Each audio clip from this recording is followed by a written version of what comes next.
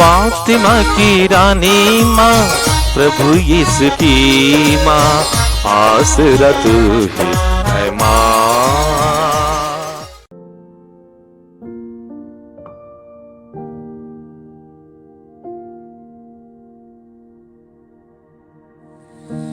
पहला पाठ नबी योएल का ग्रंथ, अध्याय 2, पद संख्याएं 12 से 18 तक। प्रभु यह कहता है, अब तुम लोग उपवास करो और रोते तथा शोक मनाते हुए पूरे हृदय से मेरे पास लौट आओ।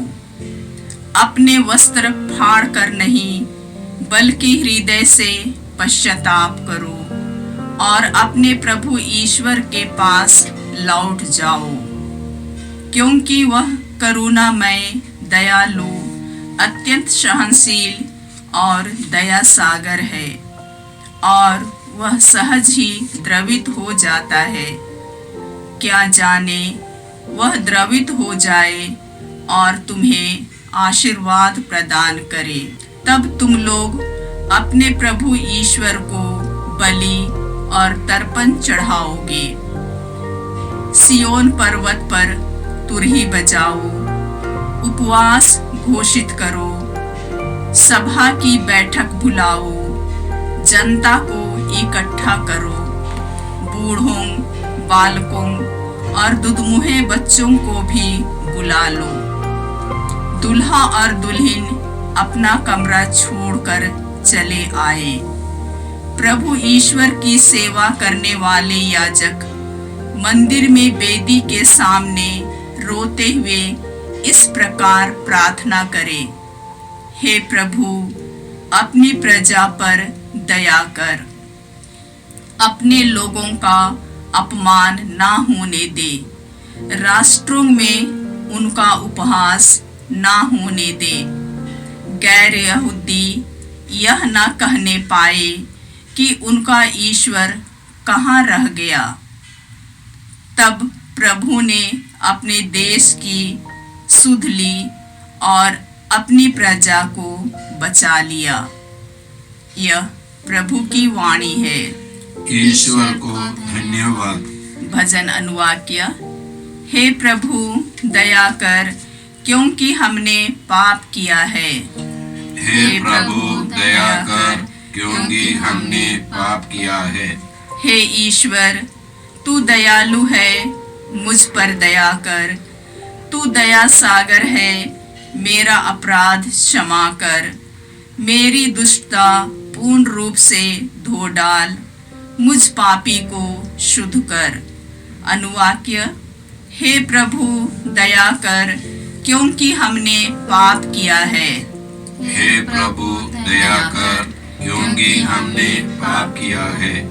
मैं अपना अपराध स्वीकार करता हूँ, मेरा पाप निरंतर मेरे सामने है। मैंने तेरे विरुद्ध पाप किया है।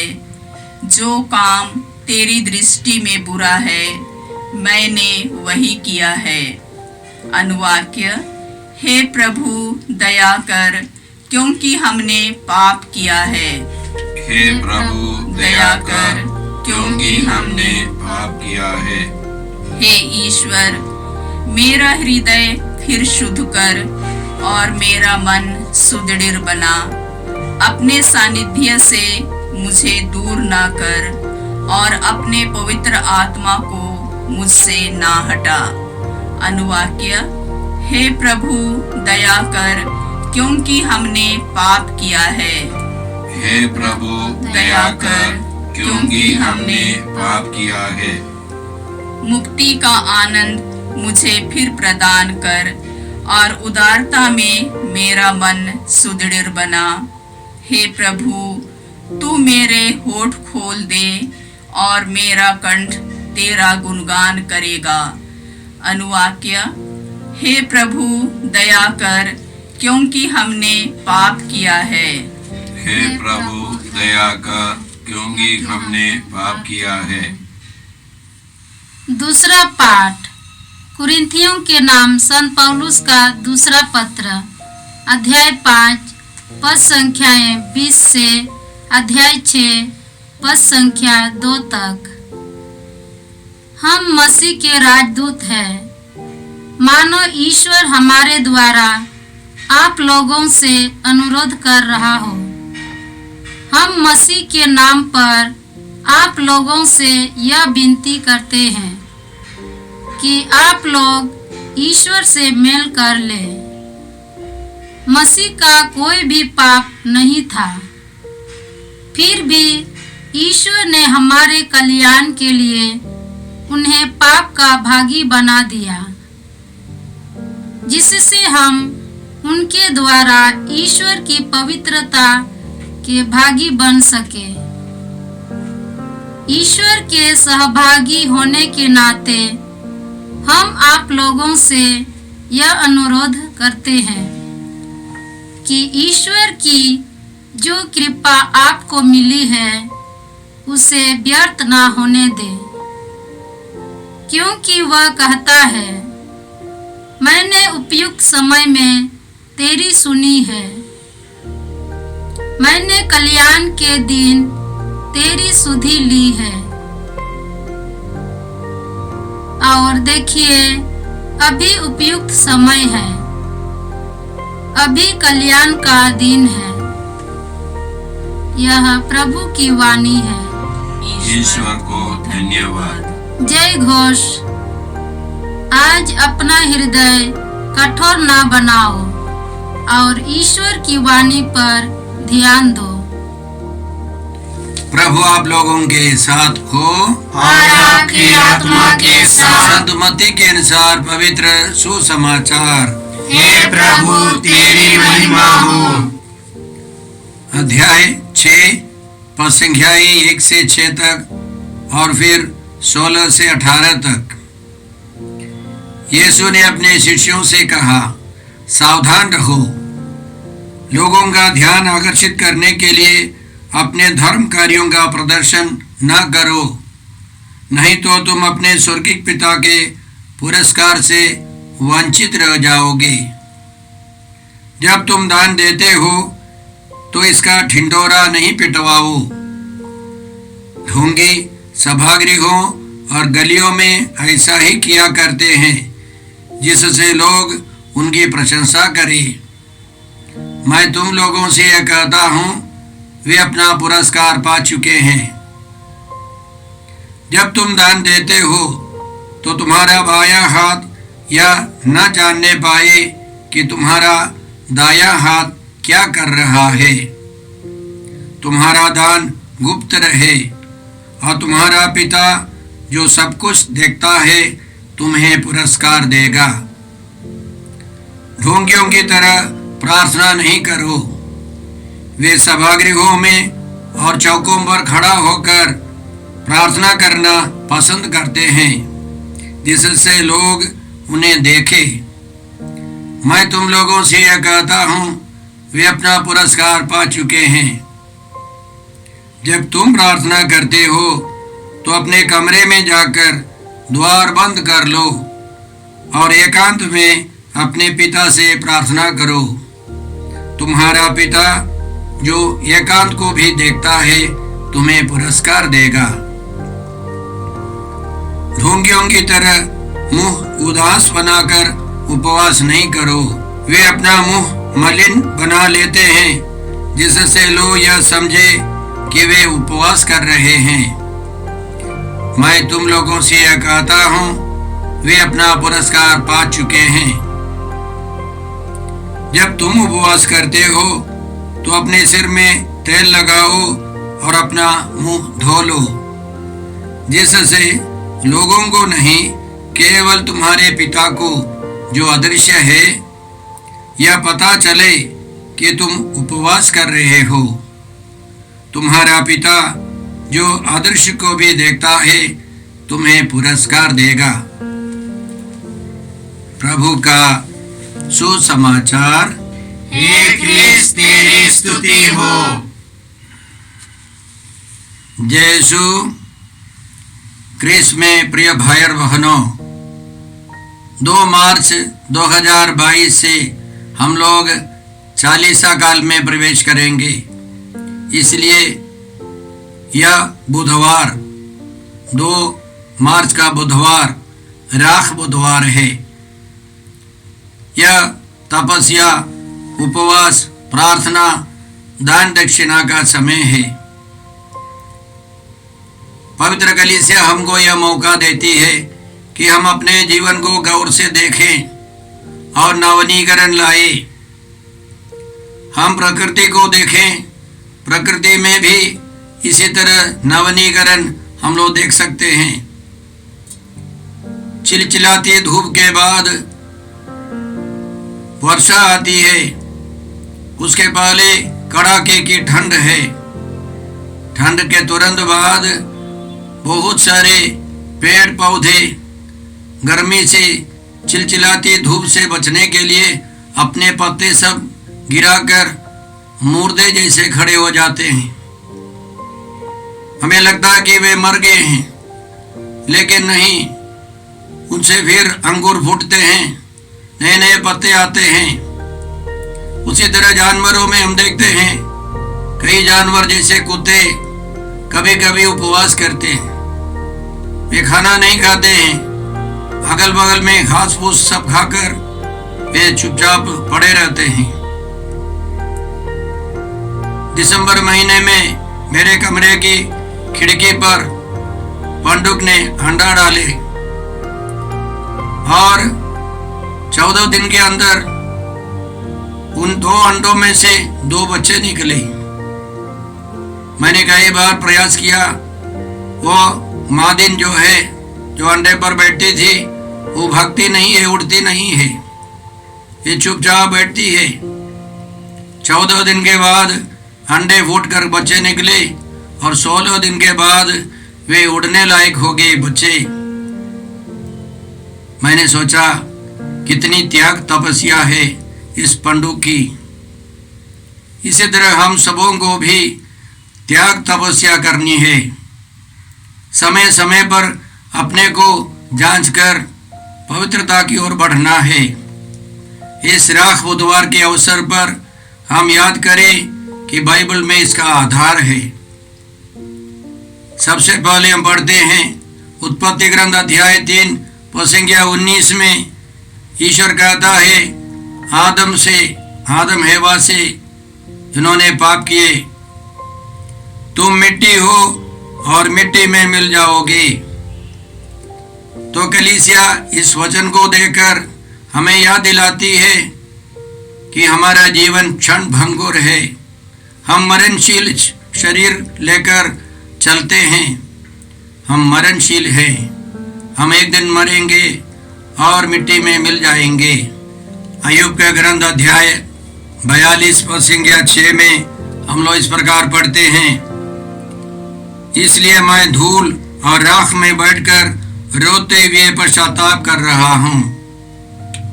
अय्यूब का कहना है, मैंने दूसरों से तेरी चर्चा सुनी थी, अब मैंने तुझे अपनी आंखों से देखा है। अय्यूब ने ईश्वर को अपने सामने देखा और इसलिए वह धूल और राख में बैठकर रोते हुए पश्चाताप करने लगा। हम पढ़ते हैं बाइबल में अय्यूब एक अच्छा व्यक्ति था। संसार भर के सबसे अच्छे व्यक्तियों में सबसे पहला स्थान अय्यूब का था। फिर भी उसने पश्चाताप किया और धूल और राख में बैठते हुए उसने पश्चाताप किया, प्रभु से क्षमा मांगी। तो कलीसिया हमको याद दिलाती है, न केवल हम लोग मरेंगे, हमको प्रायश्चित करना है, पश्चाताप करना है, अपने शरीर में धूल लगाना है। यह याद दिलाने के लिए हम पश्चाताप कर रहे हैं, हम मरणशील हैं। आगे हम लोग दानियल के ग्रंथ अध्याय 9 में संख्या 3 में इसी तरह पढ़ते हैं।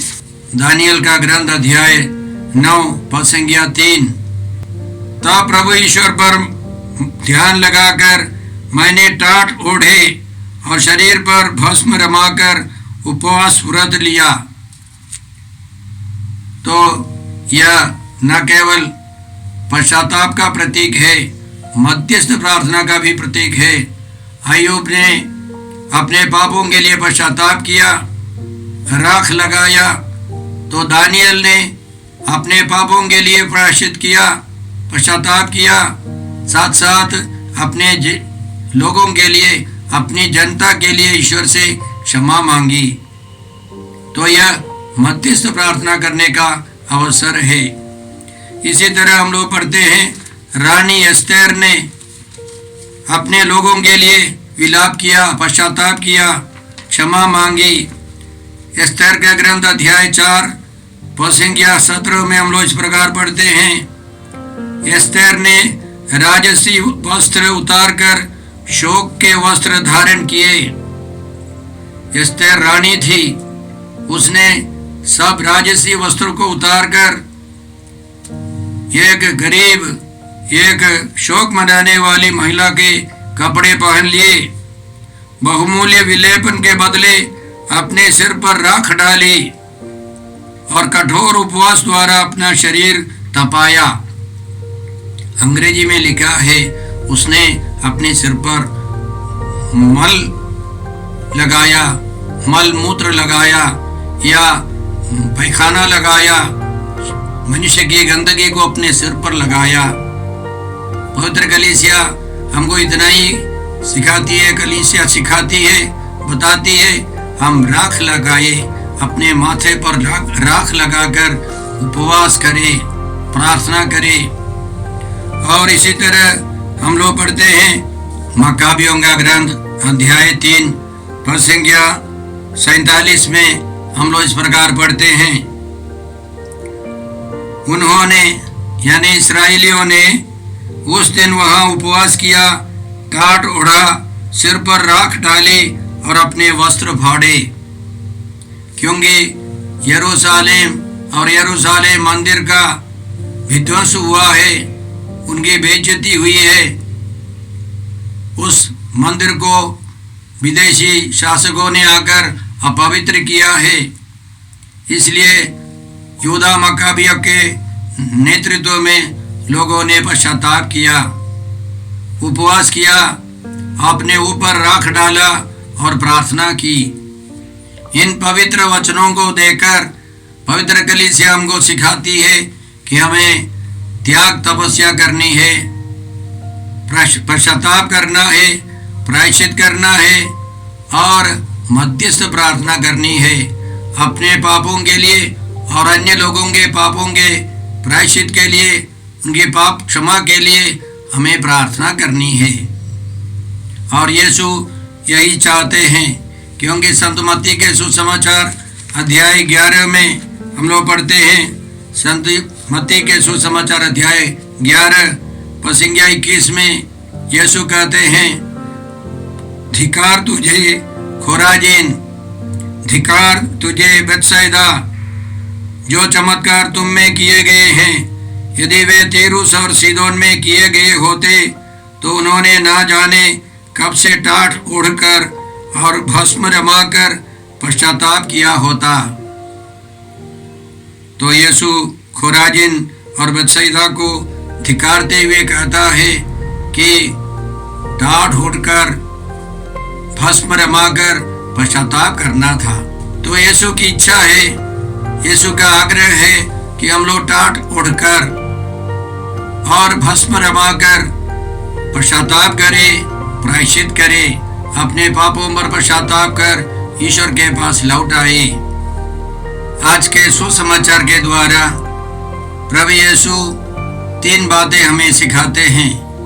सबसे पहले हमें दान देना है, और दूसरी बात है कि हमें प्रार्थना करनी है, और तीसरी बात हमें उपवास करना है। इन तीनों बातों में, तीनों कार्यों में हम सबों को चुपके से लोगों का ध्यान आकर्षित करने के लिए नहीं, बल्कि एक रिश्ते के कारण, ईश्वर से एक रिश्ते के कारण रहस्यमय तरीके से दान देना है। अपने कमरे में जाकर एकांत में ईश्वर से प्रार्थना करनी है। हम लोग रहस्यमय तरीके से उपवास करें और यीशु का वादा है, तुम्हारा पिता जो अदृश्य को भी देखता है तुम्हें पुरस्कार देगा। लोगों का ध्यान आकर्षित करने के लिए अपने पुण्य कर्मों को नहीं करना है, लेकिन ईश्वर से एक रिश्ता है, ईश्वर हमको प्रतिफल देगा। ढोंगियों की तरह दिखावा ईश्वर नहीं चाहता है। तो हम लोग इस साल जो त्याग तपस्या करेंगे वह प्रभु यीशु से एक रिश्ते के नाते हम कर सके। हर साल हम लोग राख बुध के दिन नबी योएल के ग्रंथ से पाठ सुनते हैं, पढ़ते हैं। अध्याय 2 पद संख्या 12 से हमने सुना, अब तुम लोग उपवास करो, रोते तथा शोक मनाते हुए पूरे हृदय से मेरे पास लौट आओ। अपने वस्त्र फाड़कर नहीं बल्कि हृदय से पश्चाताप करो, हृदय से पश्चाताप करो और अपने प्रभु ईश्वर के पास लौट जाओ, क्योंकि वह करुणामय, दयालु, अत्यंत सहनशील और दया सागर है और वह सहज ही द्रवित हो जाता है। यह एक सामाजिक उपवास है, सामाजिक तपस्या है, क्योंकि ईश्वर आगे कहता है, सियोन पर्वत पर तुरही बजाओ, उपवास घोषित करो, सभा की बैठक बुलाओ, जनता को इकट्ठा करो, बूढ़ों, बालकों और दुधमुहे बच्चों को भी बुला लो। दुल्हा और दुल्हन अपना कमरा छोड़कर चले आए। और इसके अलावा प्रभु ईश्वर की सेवा करने वाले याजक मंदिर में वेदी के सामने रोते हुए इस प्रकार प्रार्थना करे, प्रभु अपनी प्रजा पर दया कर, अपने लोगों का अपमान न होने दे। इसी तरह पुरोहित प्रार्थना करे, तब प्रभु ने अपने देश की सुधि ली और अपनी प्रजा को बचा लिया। यह एक सामाजिक प्रार्थना है, सामाजिक उपवास है, सामाजिक तपस्या है। और आज के संदर्भ में यह बहुत जरूरी है। हम जानते हैं हम लोग अभी तक कोरोना काल से पूर्ण रूप से बाहर नहीं आए हैं, फिर भी बहुत सारे लोग एक दूसरे के ऊपर तबाही करते हैं, दोष लगाते हैं। देश देशों के बीच में लड़ाई, युद्ध चल रहा है। हमारे देश के विश्व स्वामियों का आग्रह है, हम लोग सब तपस्या करें, उपवास करें यूक्रेन के लिए और रूस के लिए। हम लोग प्रार्थना करें, तपस्या करें। साथ साथ मेरा एक सुझाव है, जैसे हमने सुना है, हृदय से पश्चाताप करो। हम जानते हैं सभी लोग एक दूसरे के ऊपर दोष लगाते हैं। पिछले संडे का दिन हमने वचन सुना, दोष नहीं लगाओ। एक दूसरे को दोष लगाने पर यीशु कहते हैं, इससे तुम पर भी दोष नहीं लगाए जाए, इसलिए दोष नहीं लगाना, क्योंकि जो दोष लगाता है उन पर भी दोष लगाया जाएगा। और जिस नाप से तुम नापते हो उसी से तुम्हारे लिए भी नापा जाएगा। तो हम लोग एक विशेष कृपा मांगे। सबसे पहले हम देश विदेशों में, संसार भर में शांति के लिए, युद्ध समाप्त होने के लिए तपस्या करें, उपवास करें, प्रार्थना करें। साथ साथ हम यह कृपा मांगे, हम इस 40 काल में हम लोग दूसरों की बुराई, दूसरों का दोष, उसकी घोषणा नहीं करें। हम प्रभु की ओर दृष्टि लगाए, प्रभु से प्रार्थना करें, ताकि हम और अच्छी तरह प्रार्थना कर सके और पवित्र हो जाए। साथ साथ कलीसिया हमको मौका देती है कि हम दान दक्षिणा करें, दीन दुखियों की सेवा करें, दीन दुखियों की मदद करें। जो गरीब है उनके लिए कुछ दान दे, क्योंकि यीशु चाहते हैं कि हम दूसरों की सहायता करें, उनकी मदद करें। आइए हम प्रार्थना करते हैं।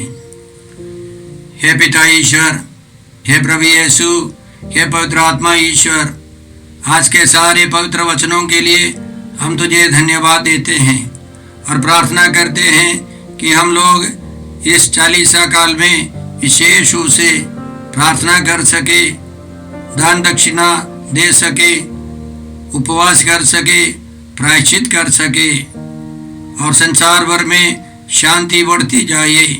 हम ये प्रार्थना करते हैं प्रभु क्रिस्त के द्वारा।